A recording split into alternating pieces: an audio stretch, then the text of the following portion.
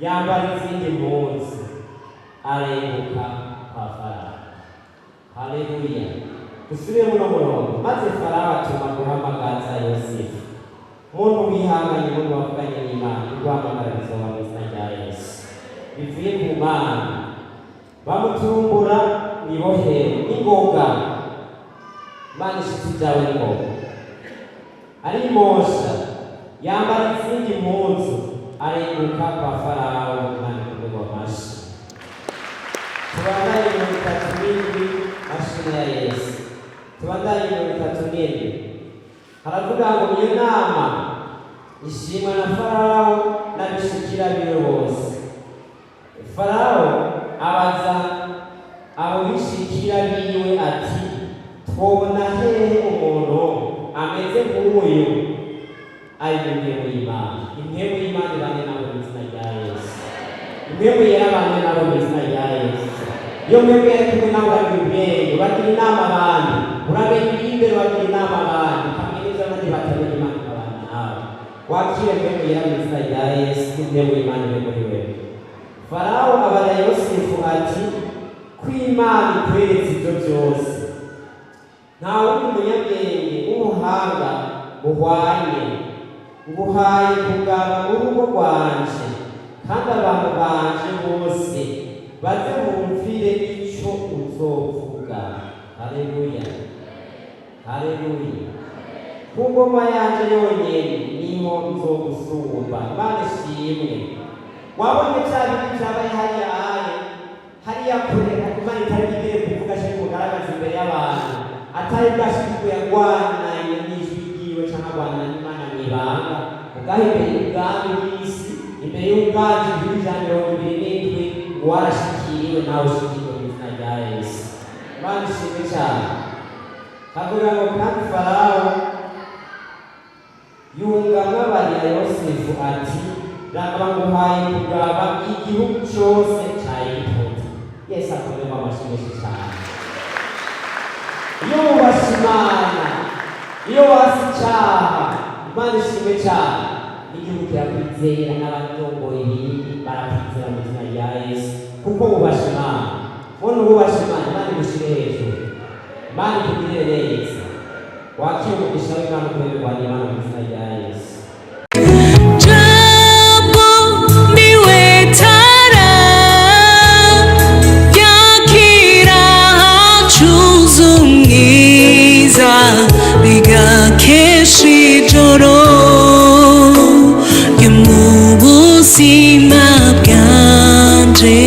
Namye mvugana niwe twubakanye cyane n'umurongozi wanje, ndamushingiye ntawe ndavuga ati nubwite ndashima umuntu Imana yagiriye kandi ngene yambohoye, nawe kumbe kino gitondo yo kubohora mu izina rya Yesu. Imana ishimwe. Jewe numva nshimira Imana cyane rwose yuko ijambo ry'Imana rirahari guhera mu itanguriro gushika mu byahise Yohana bigenda rivuga amajambo y'Imana yisigura, ngene yerekana ingene umwami cyangwa Abanyisirayeli Imana bashatse guhongera ibyaha, batanga impene cyangwa intama bitagira agasembwa, hama nyene kandi bitagira nyene ahandi naho amafaranga nyene niyo batanga Dawidi akabisigura nawe. Hama je nyumvira ati none vy'Imana vyagiye neza, vyashoboje kandi bikwiye n'ikibere Imana nambohora. Ndashima Imana ko yambohoye mu kintu kijanye no gutanga ishikanwa mu ngoro yayo. Yesu akomeye amashi. Ni ukuvuga ngo muri ico gihe mu mafaranga nzi ko mfise ari manini 10 canke 5 niyo shikana, siko nahoze nari ndahaboshe. Mufashe dukomere amashi menshi Imana. Nisegera neza uje namwe niyumvira ati nk'ubu perezida yatumye k'abantu banashima n'umurongozi aradutumye moro nahabohowe. Yesu akomeye amashi. Imana ishimwe. Ije ndumvira ati nk'umurongozi ntibafashije ati tumushimire ku mitwaro yadusengeye cyangwa ingene yatubwiye ijambo ritubohora riturema. Ati kandi iryo shikanwa urizana rigaragara, wozana ijana cyangwa ingazi umugani w'ababana, kandi ati muyazana ameze ukuntu.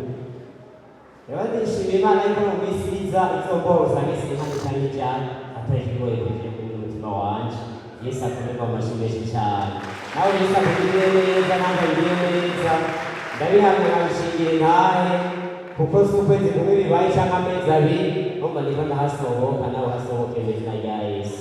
Imana ishimwe cyane. Yesu n'umwizigirwa siko byahoze kuko ndibuka yuko igihumbi mu minsi yahera nakigira iminsi itatu kubyo dufite twadesa n'urukombe rw'amazi uriva kazahita kizimbutse kandi nuko nashonje iminsi itatu nabibutse shonje nabibutse niyo Mana yameze ikamakayitanja akacumi Imana niyo noshikandi ikimara kuzichwa ikinyondeje iyumvira iyo Mana umwami w'abantu Yesu wahambaye Imana tugendere tubohoke mu izina rya Yesu.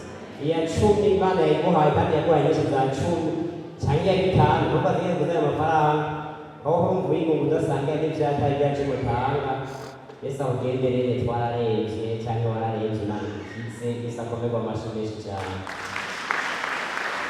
Imana n'amakaye umwaka wo kubomba no gukayangana je nabonse umwaka ico kiye kandi mumaze imyaka 3 bohotse Imana igushimye kandi n'abandi bari nyuma turi mu rugendo ruja mu ijuru Yesu aracakora kandi ari ku kivi Imana ikomerwa amashyi menshi.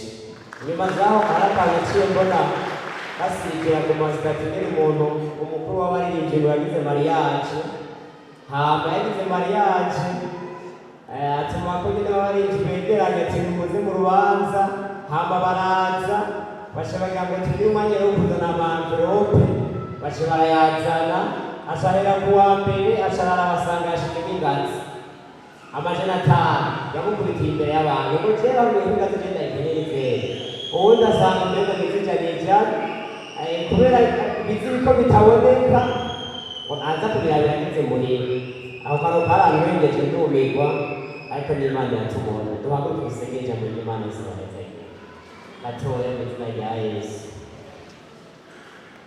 Data mu izina rya Yesu turagushimiye Imana ibohora mwami wo wagendereye ahubwira baturongoye bakamenya ko uyu mwaka twosangirira ijambo ndi hano nkabesha imbere y'abantu bawe mwambwire neza kandi ugire neza n'ishengero ryawe aho twobohoka ni henshi ku byaha ku bigeragezo n'ibindi bitandukanye mwami udushoboze uduhe igikwiye n'ikibere n'aka kanya k'ijambo ryawe twimitse uburongozi bwawe twimitse mpemu yera aturongore mwami adukoreshe umwasi amayeri yiwe n'uruhendo rwiwe turagwimuye turakwirukanye dusubire ikuzimu mu izina rya Yesu Kristo amayeri y'umwasi yose mwami aceceke kandi n'iri jambo mwami igira ububasha muri twebwe tugire neza tugenderere turi uko twe tubigomba ariko izina ryawe shingwe mwami Imana wakoze turakwimitse dutangura tunaheraheza ubwiza n'uburongozi bwawe mwami tugire neza wakoze ndaheza igihe umuntu wese yaje hano twese mwami tubiyeme kandi tubishurire maze icura n'inganji ikomeze kuba ibyawe urakoze nk'aba ari twebwe izina ryawe shingwe turakoze mwemu yera ngo ubohore ukize n'imigozi yose ikiduhoshe icagagurike mu izina ryawe yera maze ububasha n'ubundi bwabane natwe mu izina rya Yesu Kristo tubyizeye. Yesu abanezagire tuzingurura amabibiriya yacu abafise amabibiriya yabo tuzingurure dusome mu ijambo ry'Imana riri mu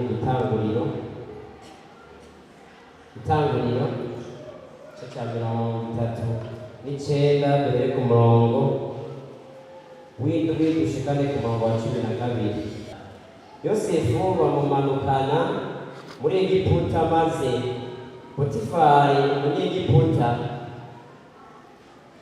Itanguriro igice cya 39 duhere ku murongo wa mbere dushikane ku murongo duhere ku murongo w'indwi duhere ku murongo w'indwi nahereye ku murongo wa mbere duhere ku murongo w'indwi dushikane ku murongo wa 12. Yesu abane natwe. Hanyuma y'ibyo Inahuja agomwa Yosefu aramubwira ati ngo turyamane maze ariyamira yishura Inahuja aterega databuja ntaco yibaza ko kubyo kubyo ngaba byo mu rugo, mbere yanjeje ibyo afise byose, nta wunduta muri uru rugo, kandi ntacyo yisigarije ngo akinyime atari wewe, kuko uri umugore wiwe. None noshobora nte gukora icyaha kingana n'icyo ngacumura ku Mana? Akama abibwira Yosefu uko bukeye, nawe ntamwumvire, waryamane nawe cyane wagumane nawe. Umunsi w'izina yinjira mu nzu gukora igikorwa ciwe, atabandi bagabo bo muri urwo rugo bari mu nzu. Uwo mugore asumira impuzu yiwe, aramubwira ati ngo turyamane. Amutana impuzu yiwe, arahunga arasohoka. Imana ikomerwa amashyi menshi. Yesu ashimwe. Tugiye gusangira ijambo rifite umutwe w'amajambo uvuga ngo hunga icyaha. Imana ishimwe. Ijambo rifite umutwe w'amajambo uvuga ngo hunga icyaha. Imana ishimwe. Muri uyu mwaka turimo kuba no gukayangana, Imana yagendereye abaturongoye ikabavugisha, ikabana nabo bariko basenga kumbure bavuganye nabo, n'amajambo y'Imana ariko arakora ku mitima yacu kandi turiko turabisoma, yakoze no ku batwitangiye imbere twizera. Imana ishimwe cyane. Uyu Yosefu nyiramvuge kuno munsi ni umuntu yavuganye n'Imana mu nzozi. Imana irabana nawe, iramugenderera ari kumwe na bene se, baragira ibikuku intama. Hama Yosefu nyene ubwiwe, Imana iramugendera mu nzozi ngo arota abagaba. Inzozi yarose yabonye imikama yikubita imbere yiwe. Iyo ni rya mbere. Hama yongera kurota ngo inyenyeri, ngo n'izuba byose munamira, ngo 11 byose munamira. Hama se na bene se baramutuka, baramukankamira, baramubwira bati aha rero jewe ni ukuvuga ko jewe na mama wawe nabo muvuka nose tuzokundana, yari umwana wa nyuma mu bana 12 se yabyaye. Hama Yosefu izo nzozi arazimenya kandi yibwira kandi amenya ko Imana ivuganye nawe, arabizirikana mu mutima, arabibika agendana navyo. N'ijambo ry'Imana ryerekana abirotora bene se na se wamukankamiye mbwa ngo yaciye abika mu mutima ayo majambo. Imana ishimwe cyane. Abavuganye n'Imana mu nzozi, haleluya. Imana ishimwe icyo wavuganye nawe. Imana ishimwe cyane. Umuntu yavuganye n'Imana nubwo bunagenda ibanga ry'ukubaha n'Imana, y'ukubaha Imana kandi atinya icyaha. Imana ishimwe cyane. Mbega igituma mvuze ati hunga icyaha ni iki? Icyaha ni iki kuri wewe ku buzima bwawe? Uyu Yosefu Imana yagendeye kumwe n'uwarazananye n'Imana, n'uwari yaramenyanye n'Imana, yase n'Imana yiwe nyene. Ariko nagira ndakubwire, ibyaha ntibiraba bajya tuvuga mu butumwa bwiza. Ibyaha tugenda turagwana buri munsi ijoro n'umutaga, kuko ijambo ry'Imana rivuga ngo uwibwira ko atacyaha afise ni umubeshi. Imana ishimwe cyane. Tugenda turagwana n'ivyo byaha, tugenda turahura navyo tutembagaza imbere biza imbere, kandi ivyo nyene Imana ikaduha kubitsinda, kubisimba, ubushobozi bw'Imana bukabana natwe.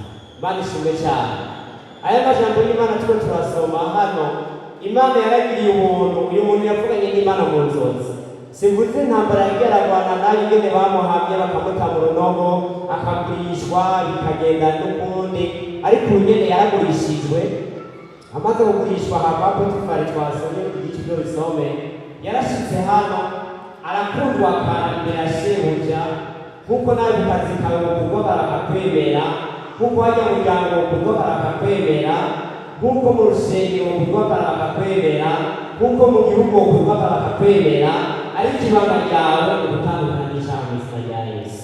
Ni ukubaha Imana mu ibanga ryawe nayo. Imana ishimwe. Ubu Yosefu turiko turasoma hano, Imana yaramugendereye, aramenya ingene asigura inzozi, aramenya ingene Imana ibana nawe iramugirira neza. Hama hano turiko turasoma mu kino gice tubonye ingene ngo hanyuma y'ivyo yari yakwibakaye cane rwose aremerwa na shebuja camahomba ibintu vyose vyo muhira kuko yaciye agira umugisha hano hantu atuma shebuja atunga nagira ndakubwire niwahunga icaha nutakora icaha niwabana n'Imana mu burozi bwawe bizotuma nawe uri kumwe naho ukora hagira umugisha ku bwawe. Imana ishimwe cane, bizotuma ugira umugisha n'abari kumwe bose bagira umugisha ku bwose uko bitandukanye n'icaha kandi n'Imana yawe. Imana ishimwe cane. Rero nagira ndakubwire ico caha canke umuzi wacu ni ikintu kijanye n'umugararizo. Icaha n'umugararizo kuko Imana yaravuganye n'abatwitangiye abavyeyi bacu Adamu na Eva irabagendera ati je ndababwira ibintu vyo ngaha mw'itongo rya Edeni muravyubaha murabira uko mushaka mubibe uko mushaka ndetse wanashaka ndabagenda no ku mugoroba tuganira ariko ndaberetse ico gutinya iki giti kiri hagati na hagati y'itongo muze mukireke ntimuze mukige. Nagira ndakubwire mugabo barakiriye bihindukira bigana umuzi w'icaha gushika uyu munsi n'uwumvutavuta n'umuzi wacu wa ca caha co bituma n'akana gatobwenge kataca ubwenge wumva kakagutuma yahava amanyembe ukagatuma kakama akagarariza. Rero icaha ni umugararizo, uragarariza ico wavuganye n'Imana, uragarariza wanashima n'abantu ukagikora ku mugararizo. Ijambo ry'Imana ngo twese turavyemereye ariko si byose turiye ikimanzi. Imana ishimwe, ikitagufitiye ikimanzi ahubwo ucange mu izina rya Yesu. Imana ishimwe. Tukiri kuri ibi nyene icaha gitandukanye n'abantu bakwegera, kigutandukanye n'umuryango, kigutandukanye n'abagenzi, kiragutandukanya ubu kigushira ahantu wewe muri make ha wenyene kandi iki caha nikibera mu mutima wawe. Burya n'ubwo turiko turavuga ikiri icaha mwebwe yarabugendereye bumva ko ari icaha ku buzima bwawe. Mugabo Imana muduhunga yadushiriye ibintu biravuga ati muzuza mu ngoro yanje mufukamire nzohumva muzoba icaha nzogiharirwa ariko uburinzi bw'Imana ubushobozi bw'Imana burashari kumwe natwe. Imana ishimwe. Yosefu rero nk'ubu yatonesheje kwa se ibintu yahawe ku biganza yahawe kubikurikirana ariko twabonye hano hantu ngo hanyuma y'ivyo inabuja aramugonga. Nagira ndakubwire harya ubu tuba turabona ubu inabuja n'ibindi byose bitandukanye ibizokugonga hano mw'isi ni vyinshi. Wewe ibizokugonga ni vyinshi, abazokugonga ni benshi. Mugabo nagira ndakubwire yaramubwiye ano majambo uyinabuja ariko aramubwiye ano majambo aramubwira ati ngo turyamane. Imana ishimwe. Ariko ijambo ry'Imana ryavuze ngo Yosefu ariyamira biramugenza bati bakanga icaha n'umutima wabwira ati nakwaso wa caha. Yosefu aca yiyamira. Imana iguhe ubushobozi bwo kwanga icaha. Imana iguhe mu izina rya Yesu. Imana ishimwe cane. Ijambo ry'Imana ryerekanye ngo wa mugore amaze kubibwira uko yaciye avuga ati databuja nta kintu na kimwe atampaye ngo abahane, nta kintu na kimwe atanjeje kandi naratonye kuri we, nta kintu na kimwe jewe atampaye ariko nagira ndakubwire kuri wewe ku mugore wiwe abanyakabuze ko umuganza kandi nagira ndababwire ku isi aho igeze canke ahantu igihe tugezemo icaha c'ubusaza kiragaje bamurima ni kibi co kiho kiratandukanya ubushobozi bw'Imana gukora mw'inosi. Co kiho kiratuma no mw'ishengero ry'Imana ry'iki gihe sindiko ndavuga hano gusa ni ishengero ryiza rukristo ubushobozi bw'Imana budakora ibitangaza n'imigisha n'ibiheza y'Imana itayitanga ni uko umuntu ashishikira icaha ntagihunge, ni uko umuntu atemera guhunga hahandi aziyofatirwa. Nabwiye umwe ndiko ndamufasha ambwiye ati akayoga je karananiye ndagira inyota yako aha twese twarakoze canke wokagira mugabo kikuta umutsinda igihe udateye intambwe yo kuja utsinda. Nandababaze turi muzike ziri hano iwanyu ziri muri sitoke mugabo nagira ndakubwiye ni intambwe dutera kugira ngo ndagira iyo tsinda mugabo uhahunze Imana izogukomeze bane nawe. Nikitwa ndi mu mafungo ujya mu mafungo nagerageza kuzohindura ibihe niyambaye training y'iryo siporo kamuserekane ngo basa neza. Naragakunda cyane umunsi w'ibisa ka 10 mu mufuko ngenda muri siporo. Ngeze hariya ku bigo murahabona nayo nje mbanye ku komine Ngeruko ngira nkaca Gisagara. Ndagenda nje mbona umugabo nyine yicaye nyine habona. Hagenda habona yifere hariya ku bigo. Bitakubiga. Mbona kakandi keza arafite. Baje kwamugururiye. Umutima uje ndahagarara hahandi. No mu mutima kumunera ati genda ukamera umugozi wakubo. Yana kubwiye simurongoza zo kubona Imana ikubona aho muri nyamwenge. Hamwe turansinda tigenda ukamera no nawe ukubona. Yewe aho hantu nameze nkayambera imbere y'inzoka. N'amaguru yaratugumiye gumagira ukuwunye. Nyena amaguru yaratugumiya inyota w'icyaka kiragwiye kiraje. Neza umutima wo kugenda kikaba. Ubundi umutima ngo hunga biucike siporo. Uje ngo nyene singe Imana igiho ubona ryo n'Imana kigabo macama yapa.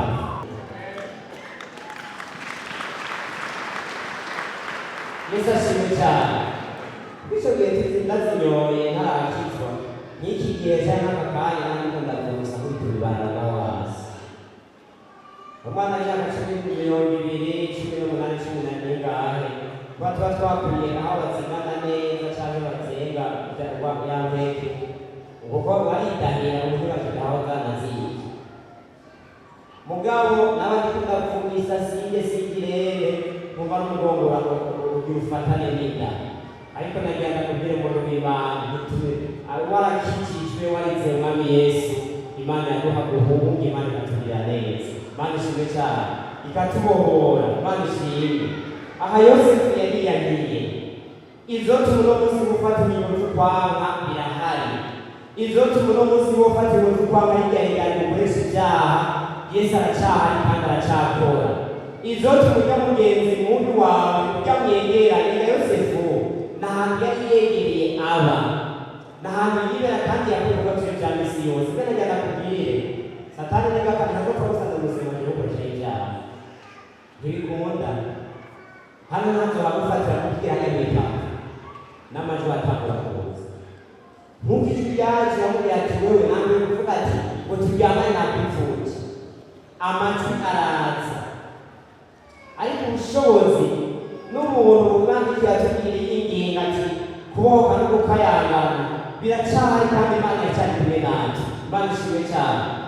Yosefu aramubwira n'amajwi yo mwasa atangura kuza mu majwi y'umuvyiyumvire akaza ikintu gikora mugabo yajya kubwire ujya mwegeranye nibazo tubakoresha ibyaha ujya mugendana cyane hari nibazo tubakoresha ibyaha mugabo yajya kubwire Imana igiye guhunga mu izina rya Yesu. Ijambo ry'Imana ryaje guhunga hajya hari gukoresha ibyaha wegera ahagororoka aho Imana ikubwira neza ubushobozi bwawe bw'Imana kandi bubane natwe mu izina rya Yesu. Imana ishimwe cyane. Hano tuko turabusoma ijambo ry'Imana ryayerekanye ko Yosefu si ikintu cyaje rimwe kabiri na gatatu ahubwo ryaje kenshi. Ijambo ry'Imana ryavuze ngo akama amubwira ngo turyamane mugabo ariyangira kuko yari azi isezerano afitaniye n'Imana. Urakamenya isezerano afitaniye n'Imana bituma wamujyana mu izina rya Yesu. Imana ishimwe cyane. Imana itugenderere Imana ikugenderere ibane nanjye kandi ibane nawe tube gutsinda no kubohoka no gukayangana mu izina rya Yesu. Ariko Yosefu yarabyanze mugana agenda kubwira umuntu w'Imana kuko waziritse umutima wawe kubyo wizera umutima wawe kandi wansi gukora ibyaha no kwikomba ya mwisho Imana yaguhakunesha. Iramugenza ati no kwikomba ya urugamba rwayo Imana yaguhakunesha no ku rugamba rwayo bakicuzikanye umutima wawe Imana yaguhakunesha. Gaba bano bantu hasigaye iwabo muri na Yosefu babandi bose bakorana bagiye bigiriye. Wa mugore araje amusanga mu mbeka akije amusanze hahandi nyene uvuga ati nta bindi birebye kuze ndafasha. Yafashe imbuga arayisumira umutamana wiwe awusumiye aravuga ati kandi yavuze hejuru ngo ntacahagora cy'Imana yanjye bakamenya Imana yawe. Imana ishimwe cyane tuzokora utakoze gukora icyaha. Hano amusumiye Yosefu yemeye kumutanga umutamana wiwe arawutanga, arikanga aragenda avuga ati ntume ngenda ndi gusa ntakoze cyane. Uyu mugabo yarabigishije cyane, muga kino gihe dusoma ni y'umugabo mbego yaramugabo nyene, wemeye gusiga impuzu zawe urazambuye, wemeye kugenda gusa kandi ivyemezo muri make bigaragarira abana b'abantu vyari bihari, kandi araciye afatwa aja gufungwa azize ikintu gusa ati sinakoze icyaha kigaragara, nubasha Imana yanjye itagaragara kandi igaragara mu mutima wanje, jewe hano ndayubashe mu gutanga n'umutamana. Ndagira ndakubwire ibigaragarira abantu sibyo byotuma kumenya ukuntu ukikijwe cyangwa ubohotse cyangwa ubizeye, ariko ndagira ndakubwire ibigaragarira Imana nibyo byotuma kugorotse kandi ubaha Imana, bituma atashaka gukora ugorokera Imana, Imana izizi, Imana ibana nawe. Imana ishimwe cyane. Hano hantu Yosefu yaratsinze, wakire gutsinda mu izina rya Yesu, wakire gutsinda ibyaha n'ibyaha. Iki cyari icyaha ibijyanye byagenda bitarwana nawe n'Imana, kandi nuko nawe umutima wawe wumva ibintu muriko murarwana navyo, ujya ahantu uri kubaha Imana, kugira ibintu si ibyaha, kugira ibintu byose ibiri byose mu byumba cyangwa bimwe mubibona, ariko ubushobozi bw'Imana bubana natwe, Imana tugirire neza. Imana ishimwe cyane.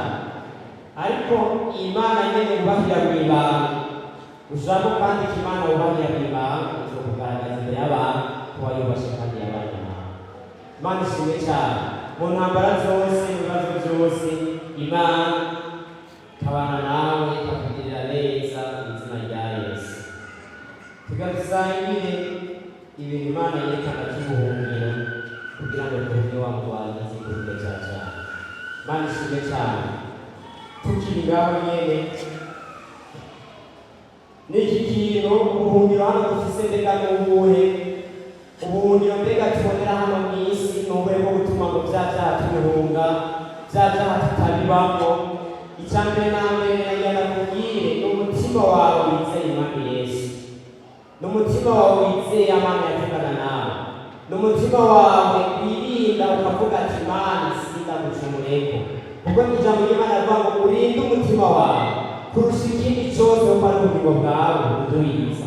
Nagira ndakubwire impemu yawe n'Imana idudubiza mu mutima wawe, n'ubuntu kwizera Imana. Ikintu cya mbere ukavuga ati ndirinze Imana yanjye mu mutima wanjye kubigaragara ko birangamira mu byaha. Nagira ndakubwire ibyaha mw'isi yuzuye, hataje akabari, hataje ubusambanyi, hazoza ububeshi, hazoza ibigavuguzi, hazoza ukazi nyine bakwemera ibintu byose bitandukanye ngo mvuge ibi canke singire ibi, emeza ibi. Mugabo nagira ndakubwire ya Mana muzinanye mu mutima izotuma ugorokera harya, kandi nagira ndakubwire bizoshika umunsi umwe muri Nankana bakubwira ati singire ibi bintu, kora ibi bintu, mugani wawe canke nanjye gucisha hanze kandi bigire neza. Imana ishimwe. Yesu ahabwe icyubahiro. N'umutima wawe wanga icyaha, n'umutima wawe uhunga icyaha. Ahamisa amajwi menshi azokubwira ati reka niyumvire nabi, reka ngo icyaha kagira iki. Mugabo ayo majwi yigiriye kure uyange, Imana izokugirira neza. Imana ishimwe cyane. Yesu ashimwe. Yesu ashimwe cyane. Icya kabiri tugira dusangire mu guhunga icyaha ni uguheba cyane, guhunga hahandi nyine dufitiye intege. Washobora gufitiye intege ku mukobwa cyangwa umuhungu, babwiye ibyo byose, cyangwa umugore avuga ati jana aho ndafitiye intege, hajya nyine ukahahunga mu izina rya Yesu. Rero igihe kimwe ndi umusore nkora ahantu nanjye nemewe mfise ubwo butone, umuntu twabana nyine mwigere muri karitsiye hari nyine muri Gabiro aho haruguru, umunsi umwe azi yuko abashobuja banje n'abakozi bose bari mwikondera nyige atabuja atanga ikonje n'ibindi byose bakagenda. Haba umunsi umwe kubera kuri porotaye twarugara akaryango, muga hari umusiki yama yicaye imbere ya porotaye, ahari yaragira ishirahamwe ryari ripanze kugo rupangu n'abantu. Haba nyamwige masharazi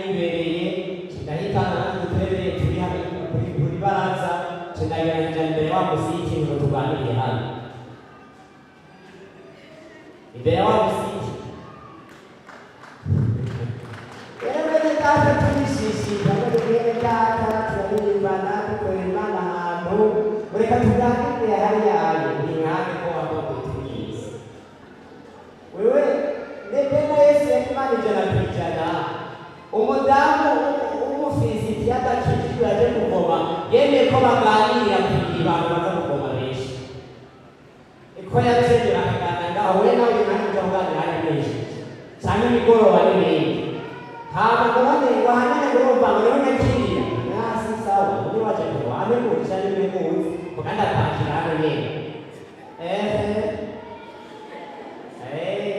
rero ni ukuvuga ngo fata ingamba zose zo kwikingira mu izina rya Yesu.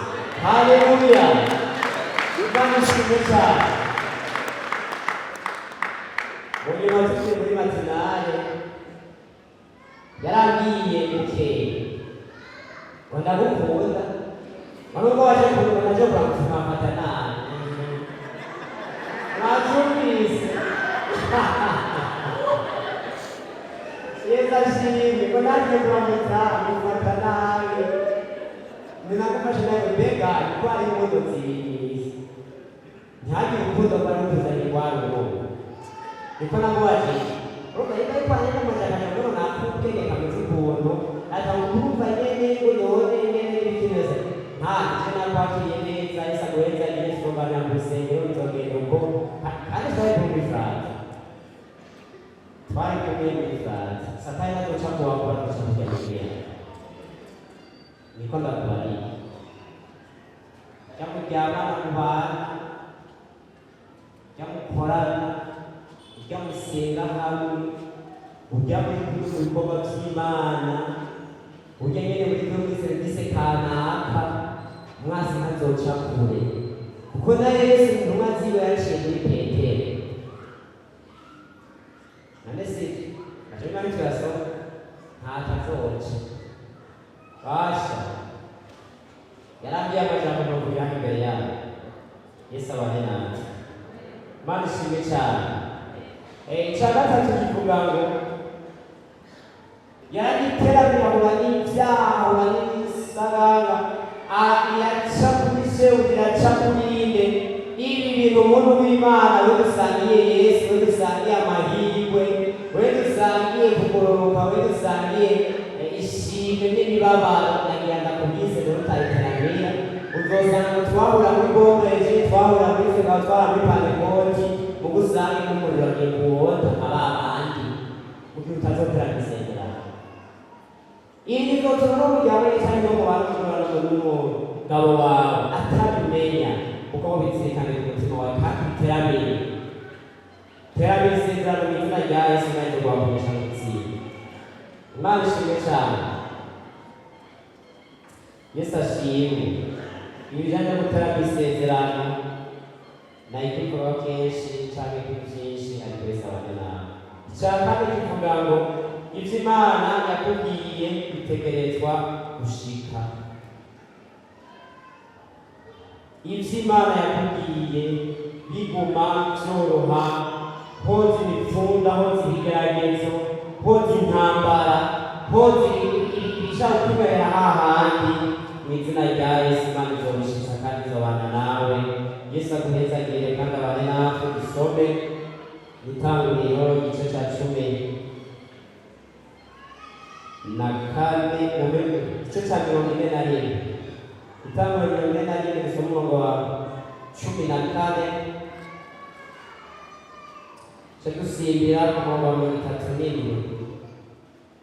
shikare ku 44 Itanguriro 41 umurongo wa 14 haravuga ngo maze Farawo atuma guhamagaza Yosefu bamuturumbura mwibohero n'ingoga haleluya ibyo Imana bimuturumbukire mu izina rya Yesu Imana imenya icishije bimuturumbukire haleluya uye umwami w'iyose uye umwami w'ibihugu bandishimwe Yesu ashimwe cyane ivuga ngo arimoshe yambara izindi mpunzi arenguka kwa Farawo haleluya dusubire muno murongo maze Farawo atuma guhamagaza Yosefu muntu wihanganye, muntu wavuganye n'Imana, urwamagara bizoba mu izina rya Yesu bivuye ku Mana.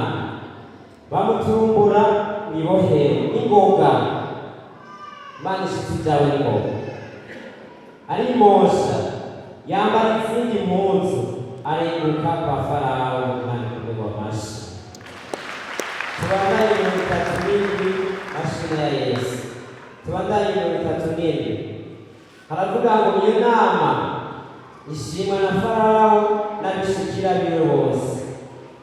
Farawo abaza abo bishikira biwe ati, twobona hehe umuntu ameze nk'uyu ari mu ntebe y'Imana? Intebe y'Imana ibane nabo mu izina rya Yesu. Intebe yarabanye nabo mu izina rya Yesu. Iyo mwebwe yari kumwe nabo uragira ubwenge, uragira inama abandi, uramenya imbere, uragira inama abandi, ukamenya ibyo abandi batamenya, Imana ikabana nawe. Wakire mwebwe yera mu izina rya Yesu. Intebe y'Imana iri muri wewe. Farawo abaza Yosefu ati, ko Imana ikweretse ibyo byose, nta wundi munyabwenge w'umuhanga muhwanye, nguhaye kugaba urugo rwanje, kandi abantu banje bose baze bumvire icyo uzovuga. Haleluya, haleluya. Ku ngoma yanje yonyene niho nzogusumba. Imana ishimwe. Wabonye cya bintu cyabaye hariya kure, Imana itari igiye kuvuga cyo kugaragaza imbere y'abantu, atari bwashikwe yagwananye n'ijwi ryiwe cyangwa agwana n'Imana mw'ibanga, ubwaho imbere y'ubwami bw'isi, imbere y'ubwaji bw'ijana 27 warashikiriwe, nawe ushikiriwe mu izina rya Yesu. Imana ishimwe cyane. Havuga ngo kandi Farawo yungamwe abarira Yosefu ati, raba nguhaye kugaba igihugu cyose cya Egiputa. Yesu akomeye amashyi menshi cyane. Iyo wubashye Imana, iyo wasi icyaha, Imana ishimwe cyane, n'igihugu kirakwizera, n'abatongoye ibindi barakwizera mu izina rya Yesu, kuko wubashye Imana. Mbona wubashye Imana, Imana igushyire hejuru, Imana ikugirire neza. Wakire umugisha w'Imana ukorerwa n'Imana mu izina rya Yesu. Nuko Farawo aca yiyambura impeta iri ku kimenyetso. Nuko Farawo aca yiyambura impeta iri ku kimenyetso yo ku rutoke rwiwe, ayambika Yosefu ku rutoke. Imana ishimwe. Ibyo abari hejuru yamba bambaye, Imana ashobora kubikwambika cyane, Imana yakwambika indi myambaro myiza ikakugira neza mu izina rya Yesu. Imana ishimwe. Amwambika impuzu zera nziza, amwambika n'umugufu w'izahabu mw'izosi. Nagira nakubwire muntu w'Imana, umwe yashaka kumukoresha icyaha ariya twabona mu gice cya 39.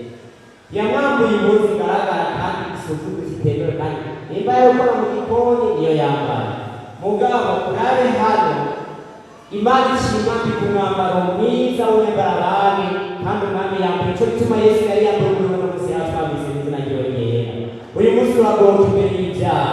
Nagira nakubwire, Yesu yari yambaye ububi bwiwe bwose, yarambuye, yafashe ibibi byacu arabyishirako. Uno munsi yaduha umwambaro mwiza wa pasitorisha cyangwa mukizwa, kubw'uko gusa twahindutse umwami Yesu. Imana ishimwe cyane. Ubwo bwiza bw'Imana bwaratuziye, kandi Yesu ari kumwe natwe. Imana ishimwe. Amuha kugendagendera mu mukogoti wa kabiri kuwiwe, akagenda arasemerera imbere yiwe bati, nimumupfukamire. Nuko amuha kugaba igihugu cyose cya Egiputa. Farawo abarira Yosefu ati, jewe Farawo ndabivuze, ntabwo uzotaramura ukuboko cyangwa bashingure ikirenge mu gihugu cyanjye, mu gihugu cyose cya Egiputa utabyemeye. Imana ishimwe cyane. Inkuru ni ndende, sinoyumvira cyangwa ndahisemo cyane rwose, mugaragara nakubwire aho wateterewe, aho mazi yagukinagirije, aho mazi yagukoreye ibyaha, ubugumwe yamusizemo wakire pesa gusanga mu kintu. Imana ishimwe cyane.